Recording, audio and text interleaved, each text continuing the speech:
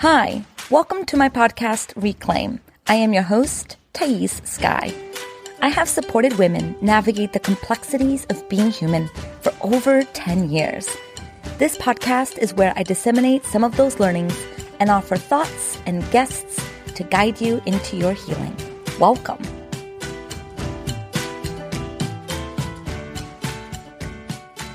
Hello, Thaís here. Welcome to Reclaim the podcast. How are y'all doing? I'm so happy to be here with another episode for you all. Today I have a wonderful guest. Her name is Amanda White. She's a licensed psychotherapist and a very prominent figure in the online mental health world. I've known Amanda from a previous lifetime, and I'm just so happy to have her on and to have this really potent conversation that I've been wanting to have with you all for a while and just haven't found the inspiration to do a solo episode on it.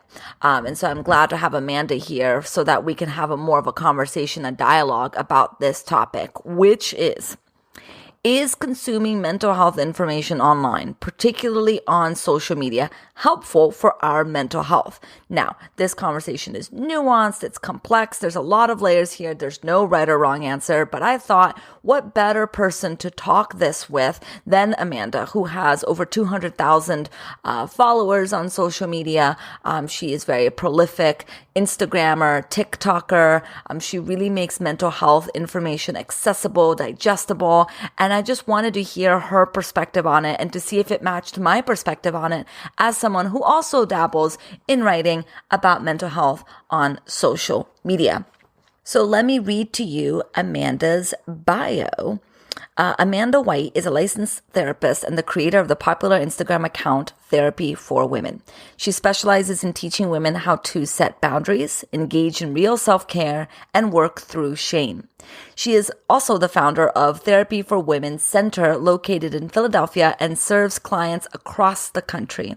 She's in recovery from an addiction and an eating disorder, and in her clinical work, Amanda specializes in supporting clients in the overlap and intersection of both. Amanda is also an experienced registered yoga teacher and leads yoga and mental health retreats all over the world. So without further ado, let's bring her on and have this wonderful conversation about the intersection of mental health and social media.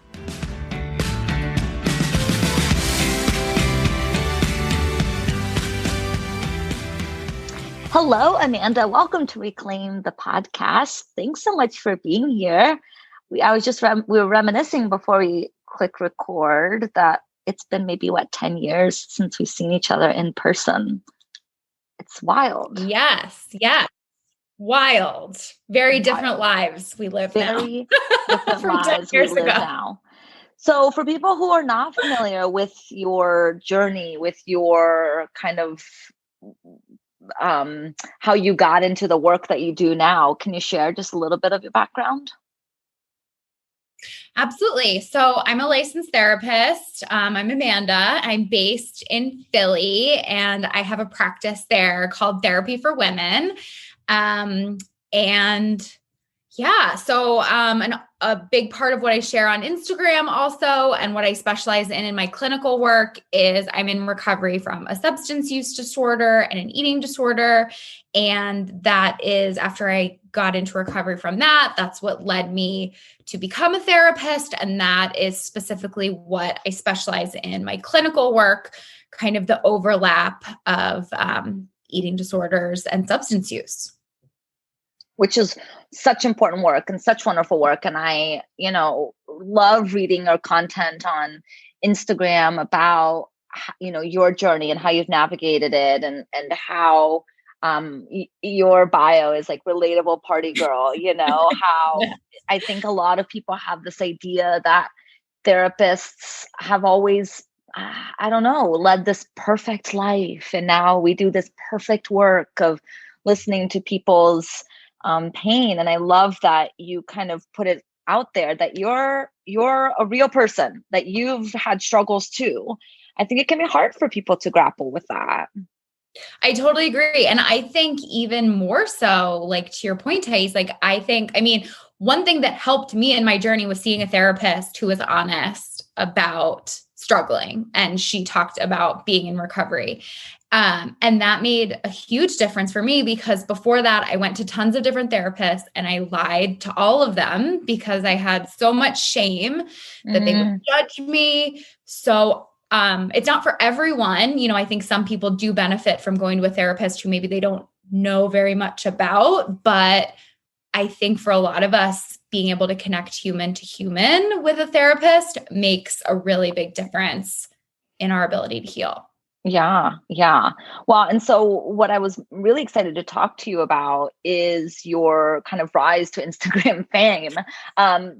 Watching your platform just gain so much momentum. It's been really, really cool to watch. And I think it speaks to so many different levels, and one level being people's thirst for having mental health knowledge be more accessible.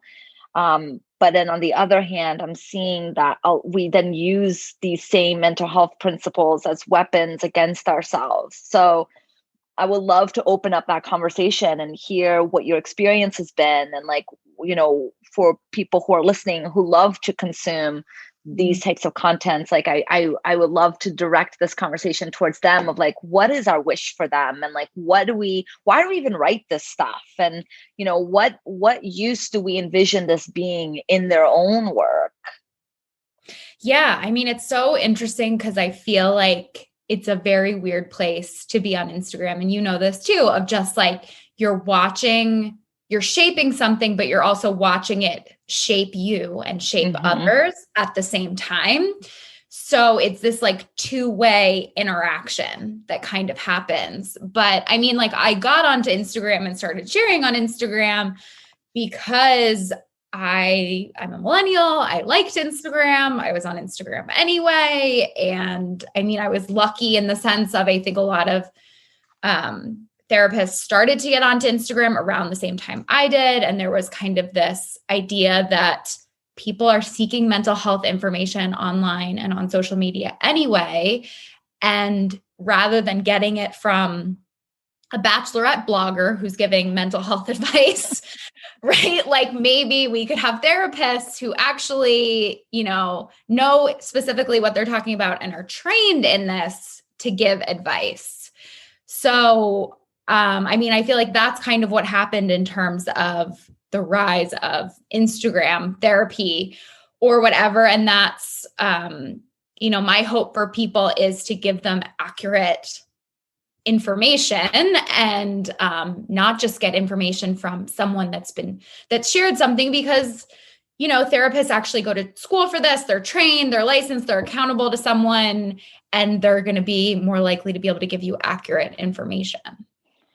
Yes. And a little part of me dies every time I read something on Instagram that is portrayed as the authority when that individual, when the material may or may not be right or accurate. And I think it is such a wonderful thing to watch so many therapists kind of shoulder the responsibility of the psychoeducating the public about this stuff. I think we often in the past have operated with what is it called? Gatekeeping, right? Gatekeeping this information. How have you seen people consume your content? Has that shifted over time? Have you seen a difference in how people relate to you in the therapy room, given your online content? Yeah, I mean, that's a really great question. I mean, I'm in an interesting place kind of now where I don't see a lot of new clients. I've seen a lot of the same clients for a while, and I have a group practice. So a lot of my work is managing the other therapists that work for me and stuff like that. So I think I have a little more freedom than maybe someone else, where I don't feel quite as concerned about how is this going to ruin our rapport or our relationship. But from the beginning, when I was more in that camp, I used to think about if someone doesn't like me or if someone isn't really interested in a therapist who self-discloses, I was very settled in I'm probably not the right therapist for them anyway. So I'm not really going to mold and change myself, because that's like, I do my best work when I can be real, when we can have a relatable, honest conversation. And I think part of that is also knowing your strength and knowing who you best serve too. Yeah. And I think a lot of people don't maybe really know this, or maybe they do, but I think your visibility is actually more of an anomaly in the field than a norm. And I think our field is really grappling with the Amanda Whites of the world, right? Like grappling with like, how do we relate to Instagram? And is it okay for a therapist to be so visible? And is it responsible, whatever that means, to be so visible, to be so putting yourself out there? Because what I love about your content, Amanda, isn't even just what you do on Instagram, but like I'm obsessed with your TikToks. It's like like there's nothing that like wakes me up better in the morning than seeing like Amanda dance around to like really quippy, important, like, information. And you're like really, I know that it's normal maybe on Instagram, but outside of Instagram, this is not a therapy norm. Yes. And I mean, I definitely get my fair share of pushback and angry DMs and things like that, and people who tell me that I'm irresponsible and things like that. But I think it's an interesting thing, like you're talking about, that our field is so obsessed with having a therapist, like you said, like look a certain way or be the, like, fit a norm, or, obviously there's a line between, I'm not like going on TikTok or Instagram and like crying or talking about like my personal problems or putting that on someone else. But I think it's an interesting thing that like you said, our field is grappling with, that there is such like a patriarchal white norm of like, you should be a blank slate and no one should know who you are, and you shouldn't be a person. You should just be a therapist. And I mean, while I understand where that came from in the past, I think most people want to connect with a human being. What type of pushback do you find yourself getting? I mean, people DM me all the time, but I mean, typically older therapists will DM me and say things like that this is inappropriate, or that I get a lot of pushback that I'm like not wearing enough makeup, or I'm not dressed up enough, because a lot of my TikToks are like me wearing a sweatshirt, like not wearing makeup. And, again, I think it's this norm that we're grappling with, especially with the pandemic, now that we're all online more. I mean, we're more used to seeing people, not wearing totally dressed up. And obviously I'm not like going to my office, like wearing sweatpants and like, but it's all part of this idea of how our culture is changing, of what is the norm now for how you should look, what is quote unquote professional. Yeah, I'm decked out in Lululemon right now, and I'm like, this is fine. This is a great way for me to show up in my world. Like, like I'm wearing. Part of what came from me with doing that, and like obviously sometimes I still dress up and sometimes I don't, but it's like, as a woman, I feel like too, I'm like, men can show up and like not wear makeup and roll out of bed and kind of like do things. And I kind of felt like my time's really valuable. And like, do I want to spend more time getting dressed up, or when I have something to say, I want to just say it. I don't want to feel like, well, I have to make sure that I'm wearing the right outfit and I'm like dressed up and I'm like ready. I don't want to take that time to do that. I just want to show up and say it. Right. No, I get that. And again, I think that makes you so relatable, and it's so real. And I think it's like a subtle nod to this idea that women can be presentable without makeup, that makeup is not the marker of presentability. And I think that that's a really powerful statement. Again, considering the size of your platform and considering how many people you reach, do you, like, how do you navigate that type of quote unquote responsibility that, your platform did almost blow up overnight, and to go from having maybe 500 people seeing your stuff to 200,000. Like, I wonder what inner experience you had with that. I mean, I try not to look at like the numbers, to be honest. Like, obviously I track it and stuff like that, but I mean, I feel very normal. I don't feel like I'm special or like there's something specific about me. I mean, I put out a lot of content, so I think that is part of it.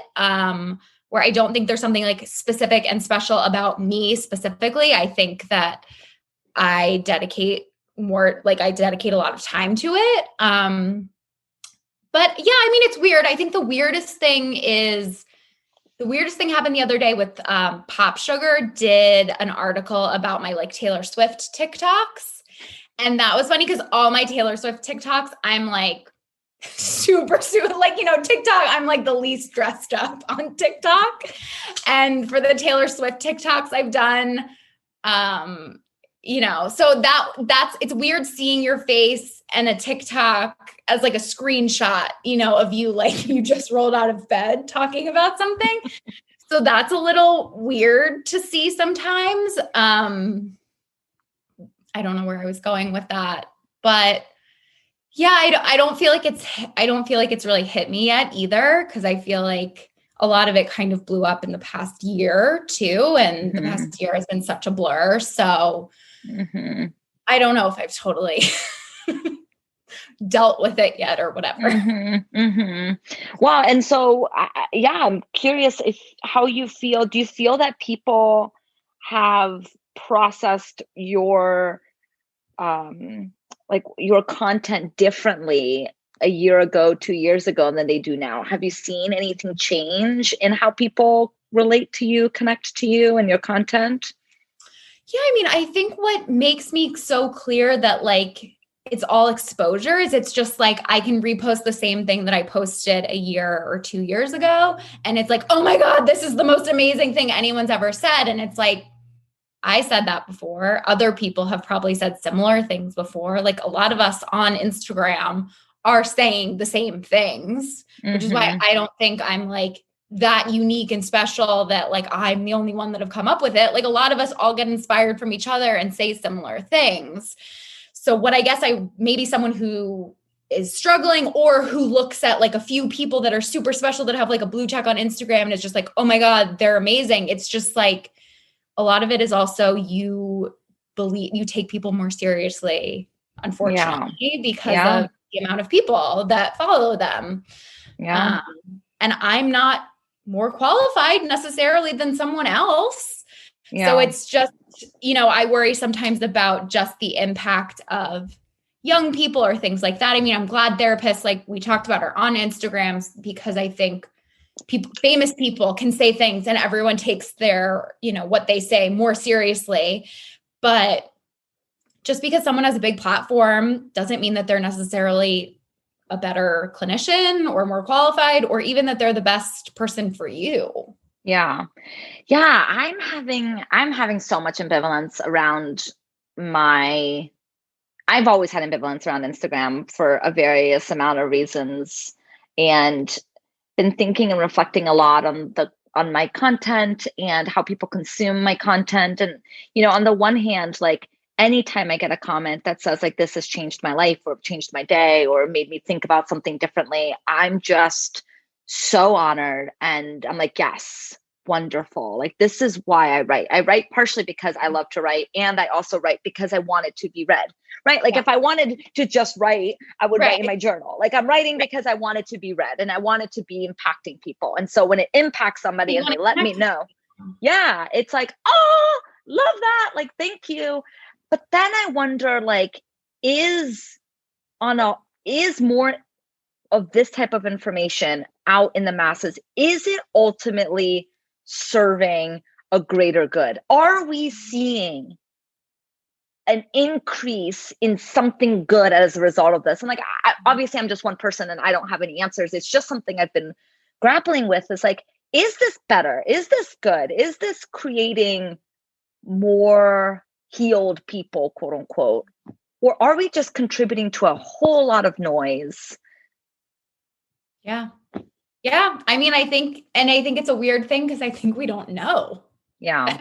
Because I don't know what, right? Like, I think the way that I talk to myself about it is like, I would rather shoulder the responsibility and know that I'm sharing like accurate information, or a lot of my work is centered around like asking people questions and giving someone like an exercise to do for themselves versus like, lists of like, if you do this, like, this is what's wrong with you. Yeah. So I think like more of the exercises, the questions, the prompts can be more helpful, because then a lot of people tell me that what's helpful, that why they follow me is like this prompt will have them think of something, and then it'll help them maybe in between a session with a therapist, or it'll give them a topic to talk about with their therapist. So that's where I try to steer my content, rather than just because I don't think necessarily the extent, like all of the lists and all of the, you have trauma if you exhibit these signs and all of this stuff that can prompt self-diagnosis, because as a clinician, I do see the negative impact of that, where people will come into my office and be like, oh my God, I saw this on Instagram and I'm convinced that I have trauma, or I'm convinced that I'm bipolar. Yep. And it's like, no. Like, let's slow it down, Yeah. I mean, and I'm seeing in my clinical work, a lot of people are using this language with a meaning that's very particular to them, but they're applying it as if it's a universal thing, and this is also a place that it can get very tricky, because for example, if somebody says something that doesn't agree with you, it means that they're gaslighting you, right? And it's 100%. like, if someone doesn't agree with your boundary, it means that they're toxic. Yeah. If somebody doesn't do what you want them to do, it means that they're a narcissist. Yep. Right? It's like, if you and this is where I think Instagram can really flatten the complexities, and this is where I struggle. A lot of people ask me how. Okay, Thaís, you said this is a thing. How now? Now what? How do I? And I struggle with that, because I'm like, I don't know how. I don't know you. I don't know anything about your life. And in order to get to a how, we really have to think about your particular constellation of experiences and past, and what's here for us to really understand what's happening, and then how to move through that. And yeah, so, how do we promote ethical kind of self-exploration as mental health practitioners on Instagram, when so much of the propensity is to want the quick fix, is to want, okay, this is the list of trauma. That means I either do or don't have trauma, et cetera, et cetera. Yeah. And I think it's really hard, because I think you have to, on some level, make the choice, or at least I make the choice of like, I know what would do well. I know that reframing this way or that way would do better on Instagram, and I'm not going to do it because I think it's unethical and it's unhelpful. And I would rather give someone a list of questions to explore why they may struggle with boundaries than tell them you have bad boundaries. I would rather have them come up with, maybe they need to work on boundaries from a list of prompts that I give them. Right.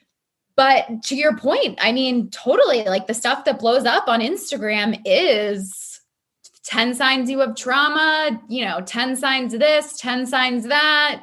I try to be as I try to use the word may as much as possible, or like Same. Potentially.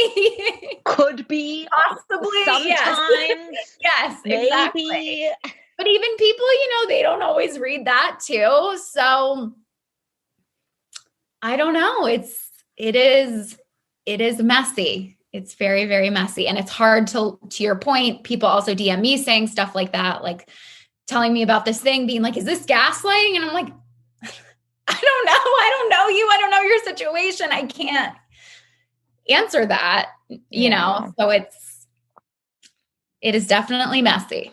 Yeah. Yeah. And I think it really speaks to how much people are so wanting to be out of their pain and really wanting support. And it's really hard, because I think Instagram can kind of give them a little kernel of being seen, a little kernel of, oh, maybe I'm not alone in this. And then I Mhm. think it can get easy for us to get sucked into then the Instagram follow kind of vortex, rather than what I think is much harder but more necessary is, let me take this kernel and let me find a therapist, or let me find someone, a coach, a teacher, a mentor, whoever. Let me find someone that I can make sense of this kernel with.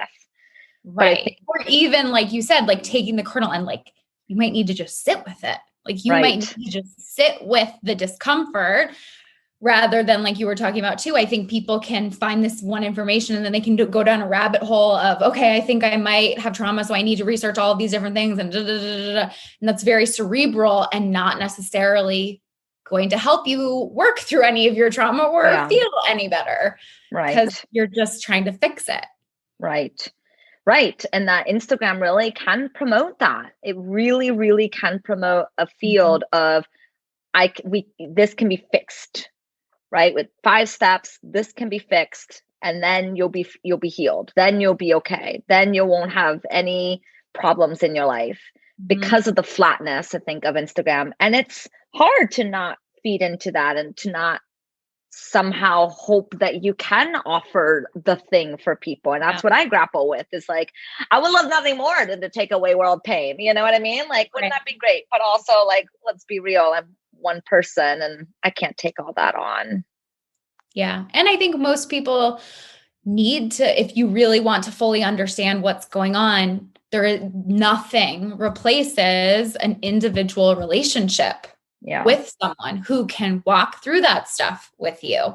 Because depending on your situation, I mean, right? Like someone can bring one piece of information to me that they found on Instagram and I'll say like, "Oh, this is great. Let's talk about it." And someone else can bring it to me and I'll be like, "No, this is the last thing that you need right now." But if Yes. you don't have that third party on, I mean, I guess maybe this is part of what I'm thinking is I think Instagram can be helpful if you're in therapy with a therapist who understands it, who can help you wade through the Yes. noise, maybe is my Yes. best recommendation for people. Yeah, because I can tell in one session, I can tell one person, oh, maybe you need more boundaries, to, oh, maybe this isn't a boundaries issue. You know, in one moment, I'm like, oh, that sounds like it could have been really traumatic for you. To another minute being like, oh, maybe thinking about is trauma, but I wonder if we can think about it in other ways. It's like, I Right. can give two different ideas in the one session with one person. Yep. And that's complicated. I lead, Worthy Women Rise. It's a group program. In the same group, I can tell one person like, oh, maybe you need to be more open to this. And then the next person, oh, you need to be more closed to Yep. this. And it's Yep. like, Exactly. and like, we are our own authority of what lands and works for us. And we often don't know what lands and works for us because of our own shit. And that's so confusing to know how to discern all of that by yourself. Yeah. Yeah. And I think it's interesting because it's like funny. I feel like I go through phases of sometimes I'm like, sometimes I say I feel like my content contradicts itself, and like it does because it depends on the person. Like you said, Yeah. it's like sometimes I talk about you need more boundaries, and sometimes I'm like you need less rigid boundaries. Sometimes it's like you need more structure and you need, more rigor in your life, and some people need more ease. And it's just like I don't, I mean, I think the whole problem is Instagram is not a individualized platform, but it pretends to be because Yes. it feeds you information that is tailored to you, but not necessarily best for you. Yeah. Like if you could That's take a such a quiz good way of and putting it. be like, and you could tell the Instagram algorithm what was really going on, and then it could feed you the right thing. But it's going to feed you the most clickbaity stuff. Yeah, it's a self-fulfilling prophecy. If we think that our partner is a narcissist and we start Googling narcissism, then we're going to find that anywhere. I mean, this is the joke, when you're starting grad school, that like you're going to open the DSM and you're going to diagnose yourself with everything, And like, I definitely went through that phase. I was like, oh my God, I have like 10 different personality disorders.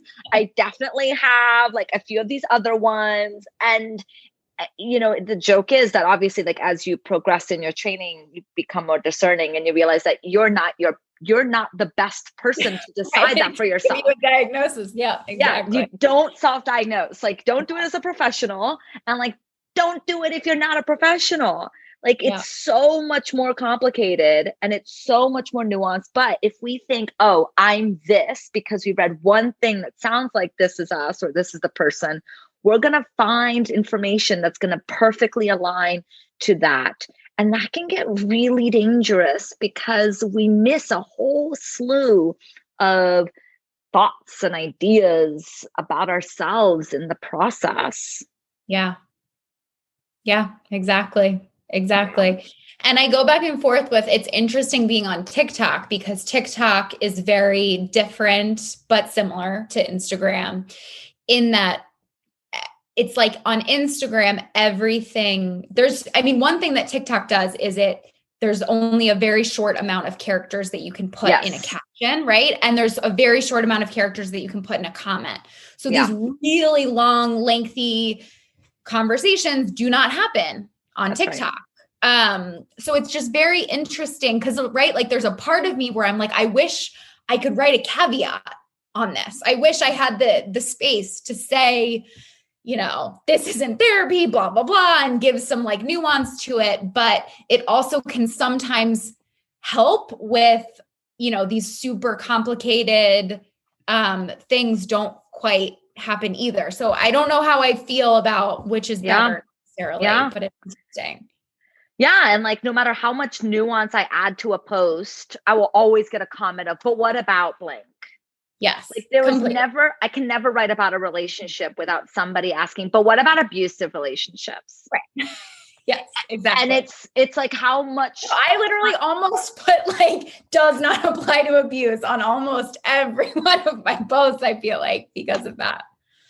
And it's hard because I am like, I feel like I want to be, if anyone knows Thaís Guy, they know me as like the nuance queen. That's what I wish. Like, I wish people would think of me and think like, oh, this is someone that can hold a lot of complexity, that can hold a lot of nuance, and that knows that there is no one size fits all. Like, that's how I'm training my mind in this work.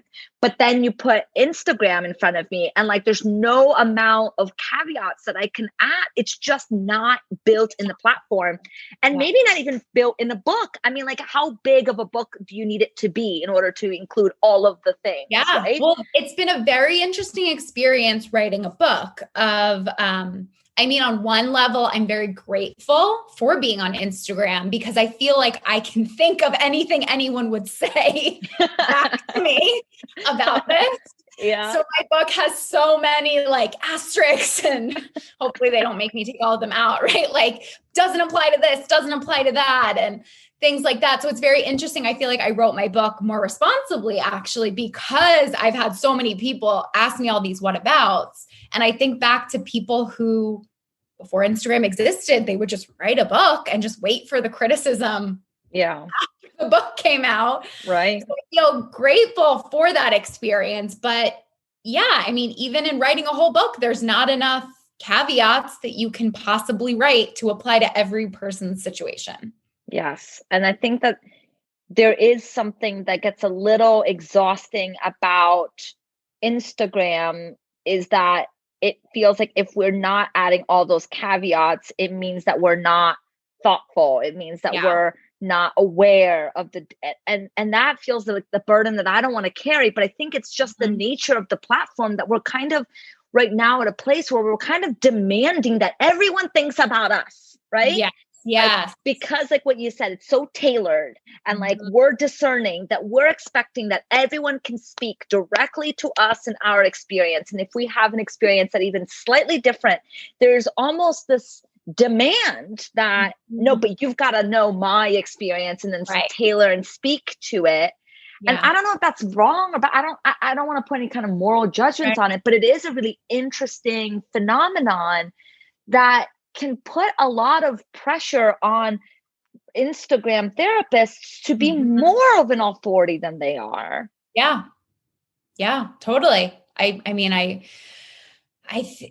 is very interesting because no other platform is so two-way, I guess is I don't know, a more eloquent way to say that, but right. Like we watch the news, we read an article, we read a book, and nowhere in real time can we say our feedback and have the other person necessarily be able to see it. Yes. Right. And I feel like if you go to like a speaking event, right, and someone says something, I feel like the general understanding is if you ask a question, you can say, oh, I wonder what you would say about this. Right. Like, I wonder what you would say about my experience of this. Right. So even in that, there isn't the demand that the speaker can speak to all experiences. There's an understanding that the speaker is an individual human who's speaking from their experience. But I think once we remove, platforms, social media, it's very easy, kind of like driving, to remove the person's humanity. Now suddenly we're operating with this fantasy Amanda, who is perfect and is this great therapist that knows everything. So why isn't she speaking to my experience? Completely. And I think that, right, even more when it's just like words, right? And we don't see the person saying it. We don't see their expression. We see one clip of one part of their day. It is a fantasy. And it's so, I don't know. I mean, I don't know how it's going to, I worry about, I don't see that many young teens, but the few that I do, and in my practice, other therapists in my practice do, I think it's going to it for sure is negatively impacting people. Yeah. It's wild. Yeah. It's the catch-22 of like, we both want mental health to be more accessible. We want it to be more digestible. We want more interest in it. Everyone has mental health. Everyone has a mind, and like, just like everyone has a physical body that requires physical health, we all have a mind require mental health. And it's like, we want everyone to be thinking about it that way. And we want people to be prioritizing and thinking about their well-being. But then on the flip side of that, it's like, are we using all of this information to diagnose ourselves, to fall into self-fulfilling ideas of perpetuating and making our ways of living even more rigid and more entitled and more righteous? And it's I think something that we all have to be grappling with and thinking about. And I don't know, obviously there is no answer, but it is going to be interesting to see how it unfolds.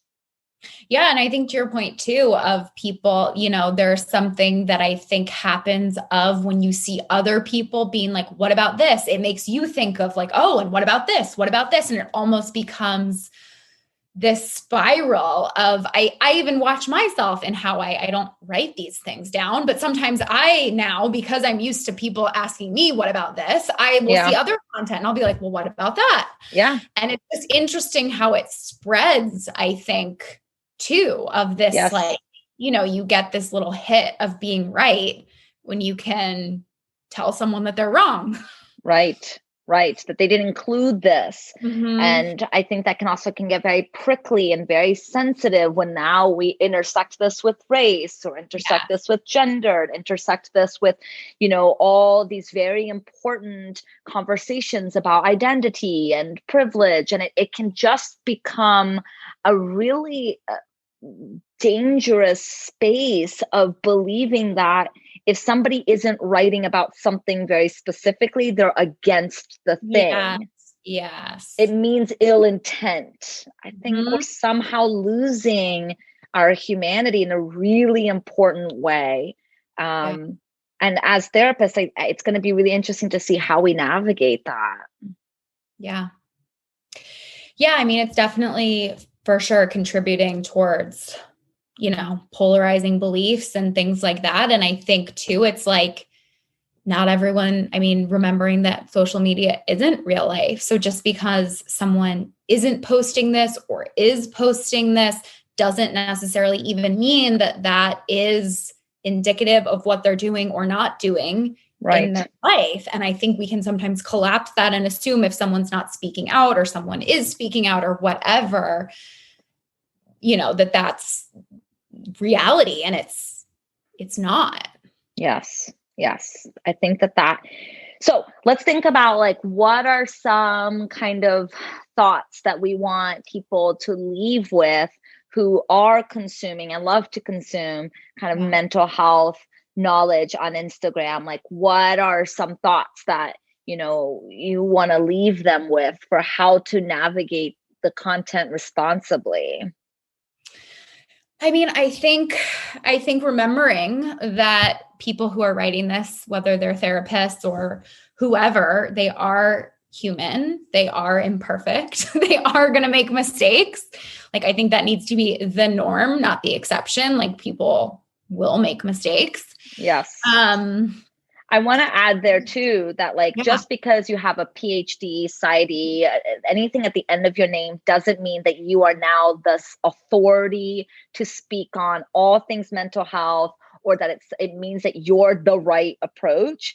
I think I'm going to do a whole series, Amanda, on the world of mental health, but I think it's important for people to know that psychology is a science, and therefore it is constantly growing and evolving and learning. And just because, and there's a lot of contradictions in the science, and there's a lot of opposing views. There's a lot of theories that directly contradict each other, and yet both theories can work for different people or the same people at different times. And so because somebody is speaking, for example, of a more behavioral perspective, doesn't take away from someone who's speaking on a more about unconscious or depth psychology, that there is so much complexity in the field. There are hundreds of articles written about this. And so just because somebody is saying one thing with confidence and they have a title to their name doesn't mean that they speak for all of psychology. Completely. And I think, like you said, remembering that many things can be true at the same time. Yeah. Many things can, science, it evolves. So what was, I mean, I think about this all the time. Like, what I write can eventually and will probably be proven wrong. Sure. With science, because that's how science is we have one way of understanding our emotions, for example, and then more research comes out and then we understand our emotions in a different way. Yeah. So I think it's important to, take what works, leave the rest, notice how it impacts you. Like, just because someone it has a big platform and people like them, if you leave their platform or their content and feel worse about yourself, don't follow. Yeah. I would say also be open to new ideas, be open to being challenged, be open to the fact that maybe you don't know everything all the time. I don't know anything at any time. Truly. I'm constantly trying to be learnable and teachable and open and exploring. And I think that is a really important way of approaching this work, that there is no right or wrong, and that it's all how can we just be open to learning here? Yeah. And I think if you can, see a therapist or have an individualized relationship with a coach or someone like that, it can make this process so much more helpful in arming you with being able to discern. Because if you know your patterns, you know your ways, right? Like you and I, because of the field we're in, because of the work we've done, because of the work you have to do to become a therapist, right? Like, I know that my patterns tend to be more on the people pleasing spectrum, right? Yes. So I know that I tend to be someone who needs to be more firm with boundaries, where other people may be on more of the spectrum of they're very rigid, and they might need to be more on the spectrum of reminding themselves to soften some of their boundaries or be a little bit more understanding. So if you have a therapist or a coach or someone like that who can help you understand your patterns, it'll help you then pick and choose what is applicable to you and what Yes, absolutely. And that change doesn't often happen on an intellectual level. I think that's really hard because we're here writing very intellectual things, but at the end of the day, change does not happen by us thinking about it.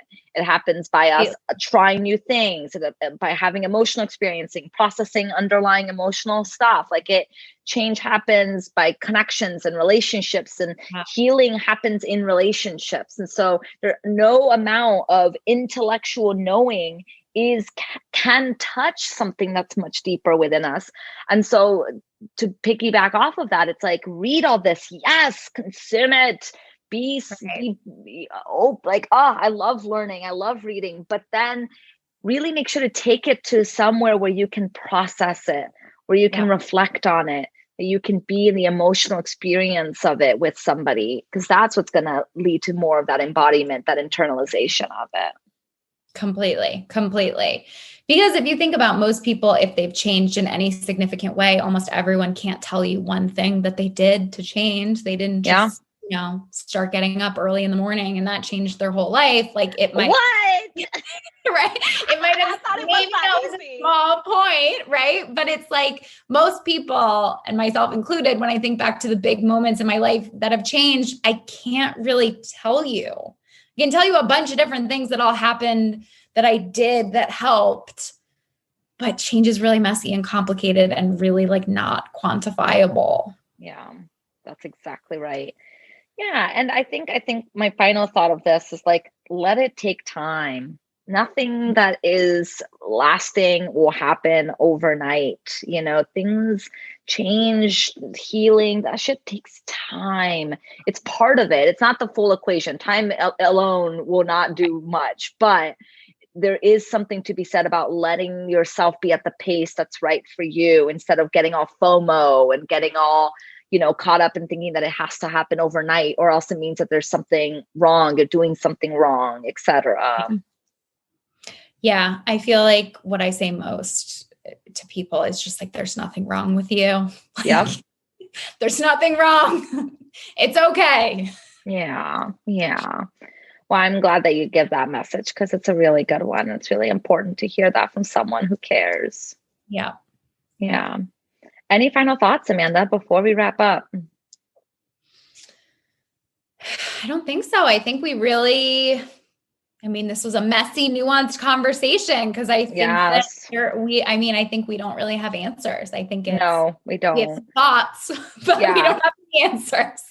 Yeah. And I really appreciate your vulnerability, your honesty, and sharing, the person behind the account, so to speak, because I think, again, it's very easy to dehumanize and to kind of fantasize that you're this like perfect, person. And it's important for us to be really thinking about the fact that behind almost every single social media accounts are people really struggling and doing their best, and that maybe we can hold a little bit of their humanity, even if it, hurts us, doesn't resonate with us, whatever. We can unfollow, we can choose whatever course we want, but that there is always more nuance than we think there is. Yeah. Especially with social media, where you just see very, very small snapshots of someone. And there's many, many, you see even 30 stories is a lot, but think about all the time that someone isn't sharing something. Get into a fight with someone, be upset, have an emotional experience, and then they're sharing something else and you don't necessarily see that. That's right. Thank you so much for being here with us today. Absolutely. Thanks for having me, Thaís.